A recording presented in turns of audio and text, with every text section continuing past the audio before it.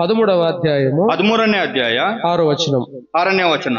లూకా సువిశేషం 13వ అధికారం ಲೂಕನ ಬರೆದ ಸುವಾರ್ತೆ 13ನೇ ಅಧ್ಯಾಯ 6ನೇ ವಚನ. లూకా సువార్త 13:6 నుంచి లూకా సువిశేషం 13వ అధికారం 6వ వచనములండి. అందరూ కలిసి చదువుకుందాం. తీసిన వాళ్ళందరూ చదువుదాం. ತಗ್ದಿರವರೆಲ್ಲ ಒಟ್ಟಾಗಿ ಸೇರಿ ಓದೋಣ. మరి ఆయన వారితో ఈ ఉపమానం చెప్పాను, ఒక మనిషి ద్రాక్ష తోటలో అంజూరపు చెట్టు ఒకటి నాటబడి అతడు దాని పండ్లు వెతక వచ్చినప్పుడు ఏమీ దొరకలేదు గనుక అతడు, ఇదిగో 3 ఏళ్ల నుండి నేను ఈ అంజూరపు చెట్టు పండ్లు వెతుకుచున్నాను గానీ ఏమీ దొరకలేదు, దీనిని నరికివేయమని, దీని వలన ఈ భూమి ఎలా వ్యర్థమైపోనని ద్రాక్ష తోట మాలితో చెప్పాను. అయితే వాడు, అయ్యా నేను దాని చుట్టూ తవ్వి ఎరువు మటుకు ఈ సంవత్సరం కూడా ఉండనేమో. చదువుకున్న లేఖన భాగాన్ని దేవుడు దీవించి అందరితో మాట్లాడును గాక. ಓದಿರುವ ಈ ಲೇಖನ ಭಾಗವನ್ನು ನಮ್ಮೊಟ್ಟಿಗೆ ಮಾತಾಡಲಿ, ಜೀವಿಸಲಿ ಅಂತ. வாசித்த வசனத்தின் ஆண்டவர் நம்மோடு பேசுவாராக. ಓದಿರುವಂತ ಈ ವಚನವನ್ನು ದೇವರು ನಮ್ಮೊಟ್ಟಿಗೆ ಮಾತಾಡ್ತಾನಂತೆ. ఇక్కడ ద్రాక్ష తోటలో ఒక అంజూరపు చెట్టు ఉందంట. ಇಲ್ಲಿ ದ್ರಾಕ್ಷ ತೋಟದಲ್ಲಿ ಒಂದು ಅಂಜೂರಪ್ಪ ಮರವಿದೆಯಂತೆ. ద్రాక్ష తోట తెలుసు కదా మీకు అందరికి. ದ್ರಾಕ್ಷ ತೋಟ ಗೊತ್ತಲ್ವಾ ನಿಮ್ಗೆ? దీంట్లో మధ్యలో ఒక అంజూరపు చెట్టు ఉందంట. ಇದರ ಮಧ್ಯದಲ್ಲಿ ಒಂದು ಅಂಜೂರ ಮರವಿದೆಯಂತೆ. ద్రాక్ష తోట தெரிந்தானே? ದ್ರಾಕ್ಷಿ ತೋಟ ಗೊತ್ತಲ್ವಾ? அத்தி மரம் ஒண்ணு இருக்கா, அது மத்தியில ஒரு அத்தி மரம் இருக்கா. ಅತ್ತಿ ಮರ ಇದೆಯಂತೆ ಅದ್ರ ಮಧ್ಯದಲ್ಲಿ. 3 வருஷமா பாக்குற அந்த மரத்துல கனியே கொடுக்கல. 3 ವರ್ಷ ನೋಡ್ತಾ ಇದೀನಿ, ಆ ಮರದಲ್ಲಿ ಹಣ್ಣೇ ಬಿಡ್ತಾ ಇಲ್ವಾ. 3 సంవత్సరాల నుంచి ఆ ద్రాక్ష తోటలో ఆ అంజూరపు చెట్టు దగ్గర నుంచి పండ్లే రాలేదంట. ఆ అంజూరపు హಣ್ಣుಗಳು ಬರ್ತಾನೆ ఇల్వంತೆ 3 ವರ್ಷದಿಂದ. మీరు చెప్పండి, 3 సంవత్సరాల నుంచి మీరు చెట్టు వేస్తే పండ్లు రాకపోతే ఏం చేస్తారు? 3 ವರ್ಷದಿಂದ ಅದನ್ನ ನಾವು ಪರೀಕ್ಷಿಸಿದಾಗ ಅದ್ರಲ್ಲಿ ಹಣ್ಣು ಬಂದಿಲ್ಲ ಅಂದ್ರೆ ನಾವೇನ್ ಮಾಡೋಣ? ఏం చేస్తారు? ಏನ್ ಮಾಡೋಣ? 3 வருஷமா மரத்து போட்டிருக்கிறீங்க, ஆனா ஒரு கனி கூட கொடுக்கல, நீ என்ன செய்வீங்க? ನೀವು ಗಿಡ ಹಾಕಿದಿರ 3 ವರ್ಷದಿಂದ ಅದು ಹಣ್ಣು ಫಲ ಕೊಡ್ತಾ ಇಲ್ಲ ಅಂದ್ರೆ ನೀವು ಏನ್ ಮಾಡ್ತೀರಾ ಹೇಳಿ? శపిస్తారా? ಜಪಿಸ್ತೀರಾ? సరుగుతారా? ಮುಣಗ್ತೀರಾ? లేకపోతే నరికేస్తారా? ಇಲ್ಲ ಅಂದ್ರೆ ಕಡ್ದಾಕ್ತೀರಾ? నరికేస్తారు. ಕಡ್ದಾಕ್ತೀರಾ? ఇక్కడ యజమాని అంటున్నాడు 3 సంవత్సరాల నుంచి, ಇಲ್ಲಿ ಯಜಮಾನನ್ ಹೇಳ್ತಾನೆ 3 ವರ್ಷದಿಂದ ఈ చెట్టు ఫలమీలేదు, ಈ ಗಿಡ ಫಲ ಕೊಟ್ಟಿಲ್ಲ, అదే నరికేస్తాను, ಇದನ್ನ ಕತ್ತರಿಸಾಕೋಣ. అప్పుడు అక్కడ ఆ తోటని కాసే, ఆ చెట్లను కాసే ఆ తోటమాలి, ಆ ತೋಟವನ್ನು ನೋಡ್ಕೋಣ ಅಂತ ತೋಟ ಮಾಲಿಯನ್ನು, స్వామి ఈ సంవత్సరం కూడా ఉండని, ಸ್ವಾಮಿ ಈ ವರ್ಷನೂ ಬಿಟ್ಬಿಡೋಣ. அந்த தோட்டத்தை காக்குற அந்த மனுஷன் சொல்றாரு ಯಜಮಾನ கிட்ட, ஆண்டவரே இந்த வருஷம் கூட இருக்கட்டும்பா. ಆ ತೋಟವನ್ನು ಕಾಯವನ್ನು ಯಜಮಾನ್ ಹತ್ರ ಹೇಳ್ತಾನೆ, ಈ ವರ್ಷನೂ ಇರ್ಲಿ ಬಿಡಿ ಅಂತ ಹೇಳ್ತಾ ಇದ್ದ. ఇంకొక ఈ సంవత్సరం కూడా ఉండని, ಈ ವರ್ಷನೂ ಇರ್ಲಿ ಬಿಡಿ, ఇంకా ఎరువేస్తా, ಇನ್ನು ಗೊಬ್ಬರ ಹಾಕ್ತೀನಿ, నీళ్లు పోస్తా, ನೀರ್ ಹಾಕ್ತೀನಿ, ఇంకా ఈ సంవత్సరం పెరుగుతుందేమో, ಈ ವರ್ಷ ಬೆಳೆಯುತ್ತೇನೋ, నువ్వు అనుకున్నట్లుగా పండ్లు ఇస్తుందేమో, ನೀನ್ ಅನ್ಕೊಂಡಾಗ ಫಲ ಕೊಡುತ್ತೇನೋ. అట్లని ఆ తోటలో పనిచేసే పని మనిషి యజమానితో అంటున్నాడు. ಹಂಗಂಬಿಟ್ಟು ತೋಟದಲ್ಲಿ ಕೆಲಸ ಮಾಡೋ ಅಂತವನು ಯಜಮಾನ್ಗೆ ಹೇಳ್ತಾ ಇದ್ದಾನೆ, మనం అందరం కూడా ఒక చెట్టు లాంటి వాళ్ళవే, ನಾವೆಲ್ಲರೂ ಸಹ ಒಂದು ಮರದಾಗೆ, ಗಿಡದಾಗೆ, நம்ம எல்லாரும் ஒரு மரத்து போல இருக்கிறோம், ನಾವೆಲ್ಲರೂ ಒಂದು ಮರದಾಗಿದ್ದೇವೆ. మనం ఆ చెట్లు ఫలమీకపోతే, ಆ చెట్టు ಫಲಿಸಿಲ್ಲ ಅಂದ್ರೆ ఎట్లా యజమానికి ఎట్లా దుఃఖమో, ಯಜಮಾನನಿಗೆ ಯಾವ ರೀತಿ ದುಃಖ ಆಗುತ್ತೋ, ఇంత సారం, నీళ్లు, పని, ఎంత భారమో, ಎಷ್ಟು ಕಷ್ಟಪಟ್ಟು ಗೊಬ್ಬರ ಹಾಕಿ ನೀರ್ ಕಟ್ಟಿ ಎಷ್ಟು ಶ್ರಮ ಪಟ್ಟಿದೀವಿ. నిన్ను కూడా ఈ లోకంలో పుట్టించిన తర్వాత, ನಿಮ್ಮನ್ನು ಸಹ ಈ ಲೋಕದಲ್ಲಿ ಹುಟ್ಟಿಸಿದ ಮೇಲೆ మనుషుడు, ಮನುಷ್ಯನು, స్త్రీ, పురుషుడు, మానవుడు అని ಮಾನವನು సృష్టించాడు కదా. ಸೃಷ್ಟಿಸಿದಾನಲ್ಲ, మనం ఎందుకోసం సృష్టించాడు? ಏನಕ್ಕೋಸ್ಕರ ಸೃಷ್ಟಿಸಿದಾನೆ? మీరు చెప్తారా? ಏನ ಹೇಳ್ತೀರಾ? మీరు ఎందుకోసం పుట్టారు? ನೀವೇನಕ್ಕೋಸ್ಕರ ಹುಟ್ಟಿದ್ದೀರಾ? ఆయన కోసం పుట్టాను, అతనిಗೋಸ್ಕರ ಹುಟ್ಟಿದ್ದೀರಾ, ఈయన కోసం పుట్టాను, ఇతనిಗೋಸ್ಕರ ಹುಟ್ಟಿದ್ದೀರಾ. అట్లనా? ಹಂಗಂತಾನ? ఎవరి కోసం పుట్టలేదు, ಯಾರಿಗೋಸ್ಕರನೂ ಹುಟ್ಟಿಲ್ಲ. ఉలగத்துல நீங்க யாருக்காக பிறந்தீங்க? ನೀವು ಲೋಕದಲ್ಲಿ ಯಾರಿಗೋಸ್ಕರ ಹುಟ್ಟಿದ್ದೀರಾ? வீட்டுக்காரக்காகயா? ಮನೆಯವ್ರಿಗೋಸ್ಕರನಾ? పిల్లలకాగయా? ಮಕ್ಕಳಿಗೋಸ್ಕರನಾ? ಇಲ್ಲ. ఎవరి కోసం పుట్టారు మీరంతా? ಯಾರಿಗೋಸ್ಕರ ಹುಟ್ಟಿದ್ದೀರಾ ನೀವೆಲ್ಲ? భారతి కోసమా? ಭಾರತಿಗೋಸ್ಕರನಾ? కాదు, ಅಲ್ಲ, మనమంతా మనుషులు, ನಾವೆಲ್ಲರೂ ಮನುಷ್ಯರು, దేవుని మహిమ కొరకు పుట్టాం మనమంతా. ದೇವ್ರ ಮಹಿಮೆಗೋಸ್ಕರ ಹುಟ್ಟಿದ್ದೇವೆ ನಾವೆಲ್ಲ. தேவனுக்கு மகிமை கொண்டு வரணும்னு சொல்லி நம்ம எல்லாரும் பிறந்திருக்கிறோம். ನಾವೆಲ್ಲ ದೇವರಿಗೆ ಮಹಿಮೆ ತರಬೇಕಂತಾನೆ ಹುಟ್ಟಿದೀವಿ. దేవుడికి మహిమ ఎట్లా వస్తుంది? ದೇವ್ರಿಗೆ ಮಹಿಮೆ ఏ ರೀತಿಯಾಗಿ ಬರುತ್ತೆ? ఆండవరికి మహిమ ఎప్పుడు వరం? ದೇವರಿಗೆ ಮಹಿಮೆ ಯಾವ ತರ ಬರುತ್ತೆ? మత్తయి సువార్త, ಮತ್ತೈನು ಬರ್ದ ಸುವಾರ್ತೆ చూడండి చదువు. మత్తయి సువార్త ಮತ್ತೈನು ಬರ್ದ ಸುವಾರ್ತೆ 5వ అధ్యాయము 5ನೇ అధ్యాಯ 16వ వచనం. 16ನೇ ವಚನ. మత్తయి సువిశేషం 5వ అధికారం 16వ వచనం. ಮತ್ತೈ ಸುವಾರ್ತೆ 5ನೇ అధ్యాయ 16ನೇ వచನ. మనుషులు మీ సత్క్రియలను చూసి, ಮನುಷ್ಯರು ನಿನ್ನ ಸತ್ಕ್ರಿಯೆಗಳನ್ನು ನೋಡಿ. ఎప్పుడు దేవుడికి మహిమ వస్తుంది? ಯಾವಾಗ ಮಹಿಮೆ ಬರುತ್ತೆ? ఆండవరికి ఎప్పుడు మహిమ వరం? ದೇವರಿಗೆ ಯಾವಾಗ ಮಹಿಮೆ ಬರುತ್ತೆ? మీ సత్క్రియలు అంటే మంచి పనులు చేసినప్పుడు తండ్రికి మంచి పేరు వస్తుందంట. ಒಳ್ಳೆ ಕ್ರಿಯೆಗಳನ್ನು ಮಾಡಿದಾಗ ತಂದೆಗೆ ಒಳ್ಳೆ ಹೆಸರು ಬರುತ್ತಂತೆ. మీరు మంచి పనులు చేస్తే, ನೀವು ಒಳ್ಳೆ ಕೆಲಸ ಮಾಡಿದ್ರೆ దేవుడికి పేరు వస్తుందంట. ದೇವರಿಗೆ ಮಹಿಮೆ ಬರುತ್ತಂತೆ. ನಾವು நல்ல காரியங்களை செய்தால், ನೀವು ಒಳ್ಳೆ ಕೆಲಸ ಮಾಡಿದ್ರೆ దేవునికి మహిమ, నల్ల పేరు వరం. ದೇವರಿಗೆ ಮಹಿಮೆ, ಒಳ್ಳೆ ಹೆಸರು ಬರುತ್ತೆ. అంతే కదా? ಅಷ್ಟೇ ತಾನೆ? దానికే కదా మీరు పుట్టించారు? ಅದಕ್ಕೆ ತಾನೆ ನೀವು ಹುಟ್ಟಿರೋದು? దానికి కదా మీరు పుట్టారు? ಅದಕ್ಕೆ ತಾನೆ ನೀವು ಹುಟ್ಟಿರೋದು కాదా? ಅಲ್ವಾ? చెప్పండి మీరు. ಹೇಳ್ಬೇಕು ನೀವು. అందుకేనా? ಅಷ್ಟೇ ತಾನೆ? దేనికమ్మ పుట్టారు? ಏನಕ್ಕಮ್ಮ ಹುಟ್ಟಿದ್ದೀರಾ? కొంతమంది అంటారు, ಅವ್ರು ಹೇಳ್ತಾರೆ, ఎందుకు పుట్టారో నాకే తెలియదు. ಏನು ಹುಟ್ಟಿದೋ ನನಗೆ ಗೊತ್ತಿಲ್ಲ. ఏమో పుట్టాడు, ఇట్లా భూమి మీద పుట్టాడు, నేను ಏನೋ ಹುಟ್ಟಿದೀವಿ ಭೂಮಿ ಮೇಲೆ, నన్నుకెందుకు పుట్టించాడో ఇట్లా, ಏನಕ್ಕೆ ಹುಟ್ಟಿಸಿದನೋ ಗೊತ್ತಿಲ್ಲ. అట్లాంటి వాళ్ళు కూడా ఉన్నారు. ಆ ರೀತಿ ಅಂತವರು ಸಹ ಇದ್ದಾರೆ. కాబట్టి మనము దేవునికి మహిమ, ಆದ್ರಿಂದ ದೇವರಿಗೆ ಮಹಿಮೆ, మంచి పనులు చేసే దానికోసం మనల్ని పుట్టించాడు. ಒಳ್ಳೆ ಕೆಲಸಗಳನ್ನು ಮಾಡುವುದಕ್ಕೆ ಹುಟ್ಟಿಸಿದ್ದಾನೆ. ఇంకొక వాక్యం చదువుదాం. ಇನ್ನೊಂದು ವಾಕ್ಯವನ್ನು ನೋಡೋಣ. యోహాను సువార్త, ಯೋಹಾನು ಬರೆದ ಸುವಾರ್ತೆ 15వ అధ్యాయము 15ನೇ ಅಧ್ಯಾಯ 8వ వచనం. 8ನೇ ವಚನ. యోహాను సువిశేషం 15వ అధికారం 8వ వచనం. మీరు బహుగా ఫలిస్తే ನೀವು ಬಹು తండ్రి మహిమపరచబడతాడంట. ತಂದೆನೂ ಮಹಿಮೆ ಪಡ್ತಾನಂತೆ. మీరు బాగా ఫలిస్తే, ನೀವು ಫಲ ಪಡಿತಾರಕೊಂಡರೆ దేవునికి మహిమ. ದೇವರಿಗೆ ಮಹಿಮೆ అంటే ఇప్పుడు మామిడి చెట్లు వేసామనుకోండి, ಇವಾಗ ಮಾವಿನ ಗಿಡ ಹಾಕುದು ಅನ್ಕೊಳ್ಳಿ, మామిడికాయలు రాకుండా కొబ్బరికాయలు వేస్తే బాగుంటుందమ్మా? ಮಾವಿನಕಾಯಿ ಬರ್ದಿರ ಕೊಬ್ಬರಿ ಬಂದ್ರೆ ಕಾಯಿ ಬಂದ್ರೆ ಚೆನ್ನಾಗಿರುತ್ತಾ? ఆపిల్ చెట్టు వేసారనుకోండి, ಆಪಲ್ ಗಿಡ ಹಾಕೊಂಡಿದೀವಿ ಅನ್ಕೊಳ್ಳಿ, అది రాకుండా కాకరకాయ చెట్లు వస్తే బాగుంటుంది. కాకరకాయలు వస్తే బాగుంటుందా? ಅದ್ ಬಂದ್ರೆ అగలకాయ, ಆಗಲಕಾಯಿ ಬಂದ್ರೆ ಚೆನ್ನಾಗಿರುತ್ತಾ? ఏమనుకొని చెట్టేస్తామో, ಏನ್ ಅನ್ಕೊಂಡು ಗಿಡ ಹಾಕ್ತಿವೋ ఆ పండ్లు రావాలి. ಆ ಗಿಡ ಹಣ್ಣು ಬರ್ಬೇಕು. వంకరగా పండ్లు పడితే, సరియాಗಿ ಹಣ್ಣು ಬಂದಿಲ್ಲ ಅಂದ್ರೆ, కాబట్టి మనం ఒక చెట్లాగా మంచిగా ఫలిస్తే, ನಾವೊಂದು ಗಿಡವಾಗಿ ನಾವು ಒಳ್ಳೆಯಾಗಿ ಬೆಳೆದ್ರೆ, అంటే మంచి పనులు అంటే ఏమి? ಒಳ್ಳೆ ಹಣ್ಣಂದ್ರೆ ಏನು? ఇప్పుడు సీజన్ లో, ಇವಾಗ ಸೀಸನ್ ಅಲ್ಲಿ ఏం పండ్లు కాస్తాయి? ಏನ್ ಹಣ್ಣು ಬರುತ್ತೆ? ఏం పనులమ్మా? ಏನ್ ಹಣ್ಣಮ್ಮ? இந்த సీజన్లో ఎన్న పొలమా? ಈ ಸೀಸನ್ ಅಲ್ಲಿ ಏನ್ ಹಣ್ಣು ಬರುತ್ತೆ? మరి వేసవి కాలంలో ఏ పండ్లు పడతాయి? ಬೇಸಿಗೆಯಲ್ಲಿ ಏನ್ ಹಣ್ಣು ಬರುತ್ತೆ? మామిడి పండ్లు. బాగుంటుందా? ಮಾವಿನ ಹಣ್ಣು ಚೆನ್ನಾಗಿರುತ್ತಾ? తీగ ఉంటాయి కదా, ಸಿಹಿಯಾಗಿರುತ್ತಲ್ಲ? ಚೆನ್ನಾಗುಂಟುದಾ? ಚೆನ್ನಾಗಿ நல்லா இருக்குமா? ಚೆನ್ನಾಗಿರುತ್ತಾ? நல்ல வெயில் காலத்துல மாங்காய் பழம் தானே வரும். ಬಿಸಿಲುಗಾಲದಲ್ಲಿ ಮಾವಿನಕಾಯಿ ತಾನೇ ಬರುತ್ತೆ. நிறைய பேர் அதை எடுத்து சாப்பிடுவாங்க தானே. ತುಂಬಾ ಜನ ಅದನ್ನ ತಗೊಂಡು ತಿಂತಾ ಇರ್ತಾನೆ. ಒಳ್ಳೆ ರೇಟ್, నల్ల రేట్, ಒಳ್ಳೆ ರೇಟ್ ಇದೆ. మంచి రేట్లు పోతుంది కదా, ಒಳ್ಳೆ ರೇಟ್ ಹೋಗುತ್ತಲ್ಲ. మనం అట్లా ఇతరులకి రుచికరంగా ఉండాలని, ನಾವು ಇತರರಿಗೆ ರುಚಿಯಾಗಿ ಇರ್ಬೇಕಂತ, ఇతరులు మనం చూసి సంతోషించాలి, ಇತರರು ನಮ್ಮನ್ನು ನೋಡಿ ಸಂತೋಷ ಪಡಬೇಕು. ఒక చెట్టు ఫలంలాగా, ಒಂದು ಗಿಡ ಹಣ್ಣು ಹಾಗೆ మంచి పనులు చేయాలి, ಒಳ್ಳೆ ಕೆಲಸ ಮಾಡ್ಬೇಕು. దాని కొరకు నువ్వు నేను పుట్టాను. ಅದಕ್ಕೋಸ್ಕರ ನೀನು ನಾನು ಹುಟ್ಟಿರೋದು. మనమంతా మంచి పనులు చేసేవాళ్ళమా? ನಾವೆಲ್ಲ ಒಳ್ಳೆ ಕೆಲಸ ಮಾಡೋರ? మంచి పనులు చేసేవాళ్ళమా? ಒಳ್ಳೆ ಕೆಲಸ ಮಾಡೋರ? చేశారా? పోనీ మంచి పనులు ಮಾಡಿದೀರಾ? ಒಳ್ಳೆ ಕೆಲಸ ఎప్పుడు చేశారు? ಯಾವಾಗ ಮಾಡಿದೀರಾ? ఎంత చేశారు? ಎಷ್ಟು ಮಾಡಿದೀರಾ? ఇంత మంచి చేస్తే ఇంత చెడు చేస్తున్నారు. ಇಷ್ಟು ಒಳ್ಳೇದ್ ಮಾಡಿದ್ರೆ ಇಷ್ಟು ಕೆಟ್ಟದ್ದು ಮಾಡ್ತಾ ಇದ್ದೀರಾ. 100% మంచి పనులు చేస్తున్నారా? 100% ಒಳ್ಳೆ ಕೆಲಸನೇ ಮಾಡ್ತಾ ಇದ್ದೀರಾ? 100% మంచివే చేస్తున్నారా? 100% ಒಳ್ಳೇದೇ ಮಾಡ್ತಾ ಇದ್ದೀರಾ? సగం ఇది సగం అది, ಅರ್ಧ ಇದು ಅದು, సగం ఆకు ఒక్క సగం గడ్లు పడి, ಸ್ವಲ್ಪ ಎಳ್ಳೆ ಅಡಿಕೆ ಸ್ವಲ್ಪ ಕಡ್ಲಿ ಪುಡಿ, பாதி சேரும், பாதி நல்லா சேரும், பாதி கெட்டதா. ಅರ್ಧ ಒಳ್ಳೇದ್ ಮಾಡ್ತಾ ಇದ್ದೀರಾ, ಅರ್ಧ ಕೆಟ್ಟದ್ದೇ ಮಾಡ್ತಾ ಇದ್ದೀರಾ. ಯೇಸು ಬಂದದ್ದು ಎದಕ್ಕಾಗ? ಯೇಸು ಕ್ರಿಸ್ತನು ಬಂದಿರೋದು ಏನಕ್ಕೋಸ್ಕರ?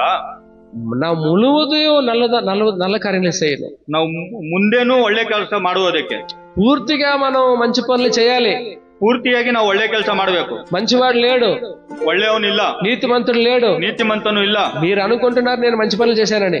ನಾವು ಅನ್ಕೊಂತ ಇದೀವಿ ಒಳ್ಳೆ ಕೆಲಸ ಮಾಡಿದೀವಿ ಅಂತ. కాబట్టి మనం మంచి పనులు చేసే వాళ్ళగా ఉండాలని, ಅದರಿಂದ ನಾವು ಒಳ್ಳೆ ಕೆಲಸವರು ಮಾಡುವವರಾಗಿ ಇರ್ಬೇಕಂತ, మంచి పండ్లు ఇచ్చేవారుగా ఉండాలని, ಒಳ್ಳೆ ಫಲವನ್ನು ಕೊಡುವವರಾಗಿ ಇರ್ಬೇಕಂತ మనల్ని పుట్టించారు, ನಮ್ಮನ್ನ ಹುಟ್ಟಿಸಿದ್ದಾನೆ. ఒకసారి ఆలోచన చేసుకుందాం. ಒಂದ್ಸರಿ ಜ್ಞಾಪಕ ಮಾಡ್ಕೊಳ್ಳೋಣ. మంచి పనులు ఎక్కడెక్కడ చేసావు? ಒಳ್ಳೆ ಕೆಲಸ ಎಲ್ಲೆಲ್ಲಿ ಮಾಡಿದೀವಿ? ఇంకా ఎంతకాలం చెడు పనులు చేస్తావు? ಇನ್ನ ಎಷ್ಟು ಕಾಲ ಕೆಟ್ಟ ಕೆಲಸ ಮಾಡ್ತೀರಾ? ಇನ್ನು ಎತ್ತ ನಾಳೆ ಕೆಟ್ಟ ಕಾರ್ಯಗಳು செய்வாய்? ಇನ್ನ ಎಷ್ಟು ದಿನ ಕೆಟ್ಟ ಕೆಲಸ ಮಾಡ್ತೀರಾ? இந்த கடைசி நேரத்துல ஆண்டவருக்கு ஒப்பு கொடுப்போம். ಈ ಕೊನೆಯ ದಿನಗಳಲ್ಲಿ ದೇವರಿಗೆ ಒಪ್ಸೋಣ. ஆண்டவரே எதற்காக என்னை உண்டாக்கினீரோ, ದೇವರೇ ನಮ್ಮನ್ನ ಏನಕ್ಕೋಸ್ಕರ ಹುಟ್ಟಿಸಿದ್ದೀರೋ, ప్రభువా దేని కొరకు నన్ను పుట్టించావో, ಕರ್ತನೆ ಏನಕ್ಕೋಸ್ಕರ ನನ್ನ ಹುಟ್ಟಿಸಿದ್ಯಾ, అట్లాగా నేను ఉండేదానికి ಆ ರೀತಿಯಾಗಿ ನಾನು ಇರುವುದಕ್ಕೆ నా జీవితాన్ని సమర్పించుకుంటున్నాను. ನನ್ನ ಜೀವಿತವನ್ನು ನಿನಗೆ ಸಮರ್ಪಿಸ್ತಾ ಇದ್ದೇನೆ. ఒకవేళ నీలో ಒಂದು ವೇಳೆ ನೀನು ಒಂದು ವೇಳೆ ನಿನ್ನಲ್ಲಿ మంచి పనులు లేక చెడు పనులే ఉంటే, ಒಳ್ಳೆ ಕೆಲಸ ಇಲ್ದಿರೋ ಎಲ್ಲ ಕೆಟ್ಟುವೇ ಆಗಿದ್ರೆ, చెడ్డ ఆలోచనలు, ಕೆಟ್ಟ ಆಲೋಚನೆ, చెడ్డ చూపులు, ಕೆಟ್ಟ ದೃಷ್ಟಿ, చెడ్డ మాటలు, ಕೆಟ್ಟ ಮಾತು, చెడ్డ మనస్సు ఉంటే ಇದ್ರೆ ఈ రోజు ఒప్పుకో. ಇವತ್ತಿನ ದಿನ ಒಪ್ಕೋ, నాలో ఉన్నాయి ప్రభా, ನನ್ನಲ್ಲಿ ಇದೆ ಕರ್ತನೆ. అంత కాకపోయినా ఇంతనే ఉంది. ಅಷ್ಟಿಲ್ದಿರೋದ್ರು ಇಷ್ಟನ ಇದೆ, ఇవ్వలనా ఇருக்கு, ಅಷ್ಟನ ಇಲ್ಲ ಅಂದ್ರೂ ಇಷ್ಟನ ಇದೆ.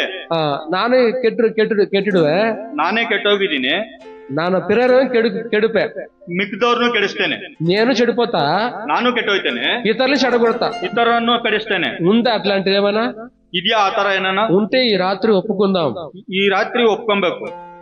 మనను ఇతరులు చూసి సంతోషించాల, ఇతరులను ನೋಡಿ ನಮ್ಮನ್ನ ಸಂತೋಷ ಪಡ್ಬೇಕು. అవునా? ఇతరులు చూసి మనల్ని చూసి ఇతరులు చెడిపోవాలా? ಇತರರು ನೋಡಿ ನಮ್ಮನ್ನ ನೋಡಿ ಅವ್ರು ಕೆಟ್ಟೋಗ್ಬೇಕಾ? చెడిపోవాలా? ಕೆಟ್ಟೋಗ್ಬೇಕಾ?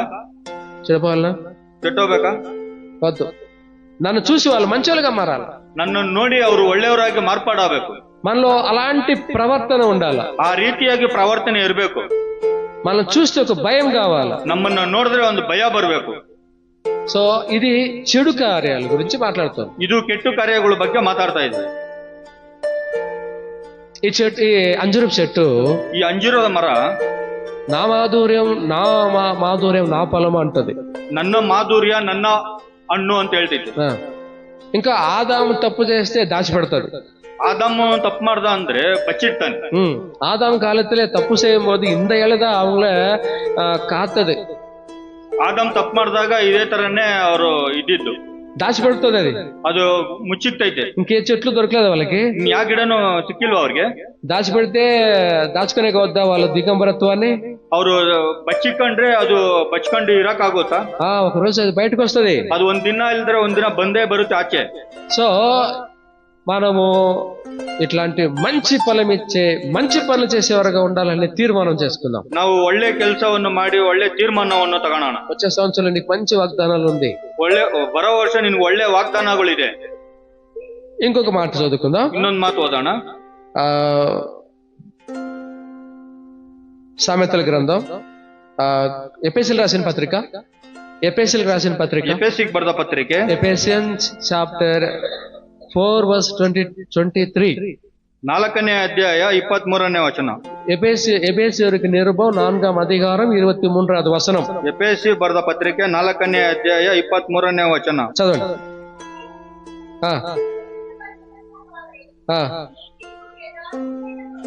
23, ನೀವು ನಿಮ್ಮ ಅಂತರ್ಯದಲ್ಲಿ ಹೊಸಬರಾಗಿ ನೂತನ ಸ್ವಭಾವವನ್ನು ಧರಿಸಿಕೊಳ್ಳಿರಿ. 22,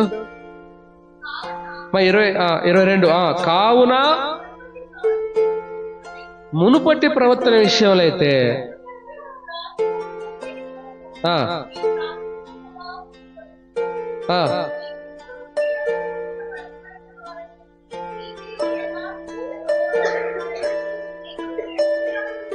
మీరు మునుపటి ప్రవర్తన. ನೀವು ಇಂದಿನ ನಡತೆ అంటే యేసు ప్రభు నమ్మక ముందు, ಅಂದ್ರೆ ಯೇಸು ಕ್ರಿಸ್ತನ ನಂಬುವಕ್ಕಿಂತ ಮುಂಚೆ, యేసు ప్రభు రాకముందు, ಯೇಸು ಕ್ರಿಸ್ತನು ಬರುವಕ್ಕಿಂತ ಮುಂಚೆ మీ ప్రవర్తన, మీ క్రియలు ఎట్లా ఉండేది? ನಿಮ್ಮ ಪ್ರವರ್ತನೆ, ನಿಮ್ಮ ಕ್ರಿಯೆ ಯಾವ ರೀತಿಯಾಗಿತ್ತು? మోసకరమైనది, ಮೋಸಕರವಾಗಿತ್ತಂತೆ. దురాశలతో కూడింది, ದುರಾಶೆಗಳಿಂದ ಕೂಡಿತ್ತಂತೆ. చెడిపోయిన జీవితం, ಕೆಟ್ಟೋಗಿರುವಂತ ಜೀವಿತವು. ముందు అట్లాంటి వాళ్ళు. ಮುಂಚೆ ಆತರ ಇದ್ದವು ನಾವು. 5వ అధ్యాయము 5ನೇ ಅಧ್ಯಾಯ 8వ வசனம். 8ನೇ ವಚನ ನೋಡಿ. நாம் முன்ன எப்படி இருந்தோம்னா, உலகத்து பிரகாரம் பார்க்கும்போது கெட்டு போற ஒரு வாழ்க்கை, ஒரு ஆசை உள்ள ஒரு வாழ்க்கை, அது மாத்திரமல்ல ಮೋಸ செய்கிற ஒரு வாழ்க்கை, ಮನುಷ್ಯನೋட வாழ்க்கை. ನಾವು ಹಿಂದೆ ಮೋಸ ಮಾಡುವಂತವ್ರು, ಕೆಟ್ಟು ಹೋದಂತವ್ರು ಆಗಿದ್ವಿ.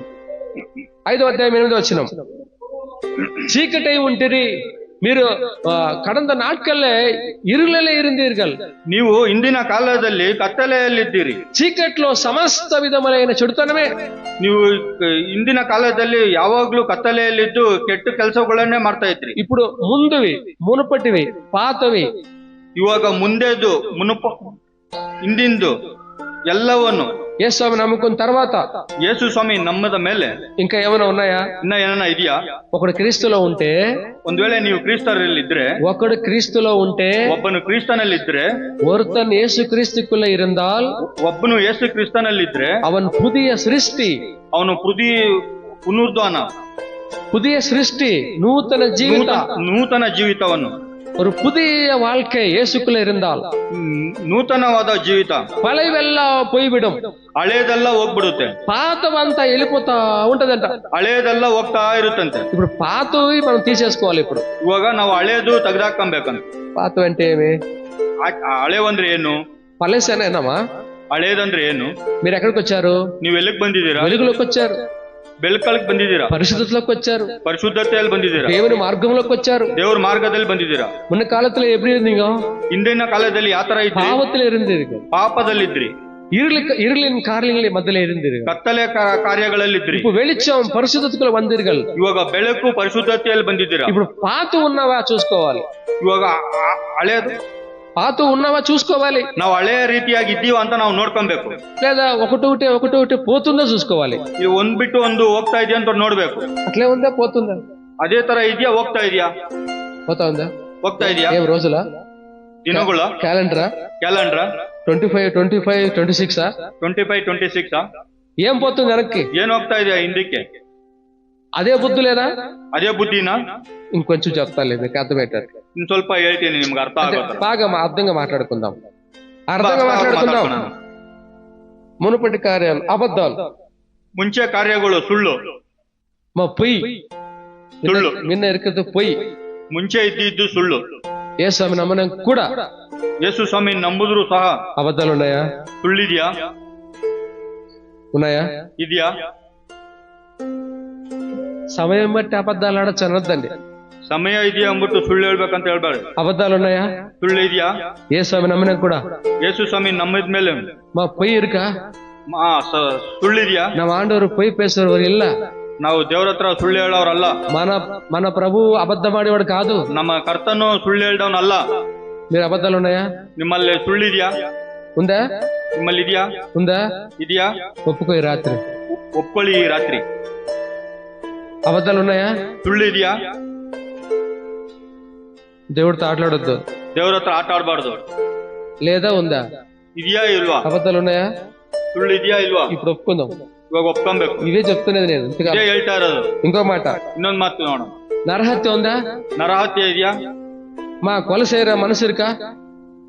ಕೊಲೆ ಮಾಡುವಂತ ಮನಸ್ಸಿದ್ಯಾ? మా నరహత్య ఉందా? ನರಹತ್ಯೆ ಇದೆಯಾ? ఉందా? ಇದೆಯಾ? లేదా? ಇಲ್ವಾ? ఉందా లేదా? ಇದೆಯಾ ಇಲ್ವಾ? ఉందే ఒక్కటి, అప్పు గంట పోద్దా? చెప్ప పర్లేదు, అప్పు గంట అంటే మీ డబ్బే పోతాను. ಇದ್ದೇ ಅಂತ ಹೇಳ್ದ ಅಂದ್ರೆ ನಿಮ್ಮ ಆಸ್ತಿಯನ್ನ ಹೋಗುತ್ತಾ? ఉందే నరహత్య? ಇದೆಯಾ? లేదని చేతులెత్తండి. ಇಲ್ಲ ಅಂತ ಕೈ ಎತ್ತಿ. లేదు అన్న చేతులెత్తండి. ಅಂದವ್ರು ಕೈ ಎತ್ತಿ. నరహత్య లేదని చేతులెత్తండి. నరహత్య ಇಲ್ಲ ಅಂದ್ಬಿಟ್ಟು ಕೈ ಎತ್ತಿ. లేదా ఉందా? ಇದೆಯಾ ఇల్వా? చెప్పు సార్, నిన్ను అడుగుతున్నది. లేదా ఉందా? ಇದೆಯా ఇల్వా? లేదా? ఎంతమంది లేదు కదా? మత్తయి సువార్త, ಮತ್ತೇನು ಬರ್ದ ಸುವಾರ್ತೆ 5వ అధ్యాయము 5ನೇ ಅಧ್ಯಾಯ, మాథ్యూ చాప్టర్ 5 మత్తయిను బರೆದ సువార్ತೆ 5ನೇ అధ్యాయ చదువుదాం.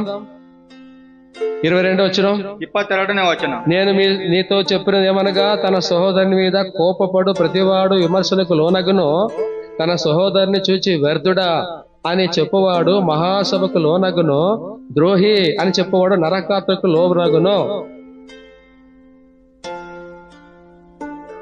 ಆದರೆ ನಾನು ನಿನಗೆ ಹೇಳುವುದೇನು, ఇక్కడ తన సహోదరుని చూసి వ్యర్థుడా, ಇಲ್ಲಿ ತನ್ನ ಸಹೋದರನನ್ನು ನೋಡಿ ಸಿಟ್ಟುಗೊಳ್ಳುವ ಪ್ರತಿ ಮನುಷ್ಯನು ద్రోహి నరహత్య అంటది. నరహత్య అంటే ఎవరు లేదని చెప్పింది? చేతులెత్తండి. ಯಾರು ಇಲ್ಲ ಅಂತ ಹೇಳಿದ್ದು ಕೈ ಎತ್ತಿ. ఎవరిని నువ్వు వ్యర్థుడు అని చెప్పలేదా? ఎవరిని నువ్వు ద్రోహి అని చెప్పలేదా? ಯಾರನ್ನು ದ್ರೋಹಿ ಅಂತ ಹೇಳಿಲ್ವಾ? ఎవరిని నువ్వు ద్రోహి అని